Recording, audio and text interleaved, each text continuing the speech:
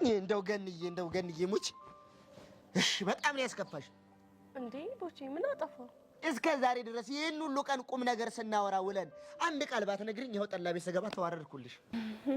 የምን እንግሊዘኛ እንደ ሰው ሲመጣ ገባ የሚባለውን እንግሊዘኛ ነው ምንድነው አሉ ጌቲን ማለት ገባ እንደሆነ ሰማውኩ ዋው ቦቼ የምር ጨምረሃል እንዴ በጥያቄ ያለ ይሄ እንግሊዘኛ እኮ እያምቦለቦልኩት እኮ ነው በዚሁ ከቀጠልክ ባጭሩ አራት ውስጥ ጥሩ እንግሊዘኛ ተናጋሪ ይወጣል እኮ ነው ቦቸራ ነኝ ቃላትን ከቃላት ገጣጥም እንግሊዘኛ ማውራው አው አንተ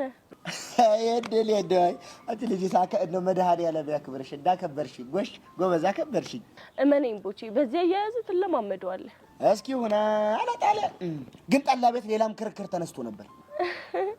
ምን አይነት ክርክር እንዴ ጌቲን ማለት ግባ ከሆነ ውጣ ማለት ምንድነው ተብሎ ክርክር ተነሳ ቤት ውስጥ ክርክር ተነሳ አንዱ ምን አለ ጎ ማለት ውጣ ማለት ነው አለ አንደኛውስ ምን አለ ካም ማለት ነው ውጣ ማለት አለ አንደኛውስ ሁለት ጊዜ ጎጎ ካልክ ውጣ ማለት ነው አለ ጎጎን ሁለት ጊዜ አልከው አዎ ጎ ማለት ሂድ ነው አይደል ልክ ነህ አየሽ ጎጎ ማለት ውጣ ነው ተብሎ እንዴት ዝንዳረቅ እኮ ያመሸ ነው እሺ ታዲያ መጨረሻችሁ ምን ሆነ የመጨረሻ ላይ ማን ወንድምሽ ብዬ ሁሉንም ማረጋግጬ ተስማማን ምን አይነት መላ እንግዲህ ያ ማለት ምንድነው መጀመሪያውኑ ጌቲን የሚለው ሰውዬ የት ነበር ቤት ውስጥ አዎ ወጣ ለማለት ደግሞ እኔ ቀድሜ ወጣሁልሽና ውጪ ሆኜ ጌቲን አልኩት ሰውዬው ተነስቶ አልወጣልሽም ወጣ ማለት ምን ሆነ ታውጪ ሆነሽ ጌቲን በቃ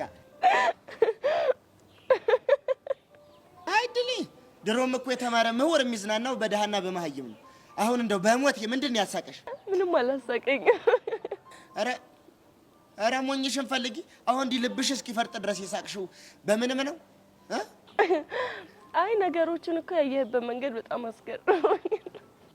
ታዲያ ምን ላድርግ እንዴ እርስ በርስ እየተደናቆረን እኮ ሊመሽ ሆነ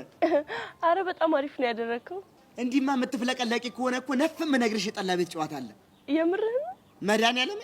አንዳንዴ እንደዚህ ያወራ ብታዝናናኝ ደስ ይለኝ ነበር ግን አንተ አይመችም ታዲያ ምን ችግር አለው ስልኬን ያዢና በፈለግሽ ሰዓት ደውይልኝ እቀደድልሻለሁ ደግሞ ለቀደዳ ለመበተረፍ የምርህን ያው የምርህን ነው ከሆነ በጣም ደስ ይለኛል እንግዲያውስ ያዢ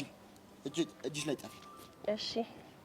09 እሺ እንደውም እንደዚህ ቆዝመሽ ከማይሽ ነይ ተነሽ የት ነው የምትወስደው እቴ ቤዛን አስተዋውቅሻለሁ ተነሽ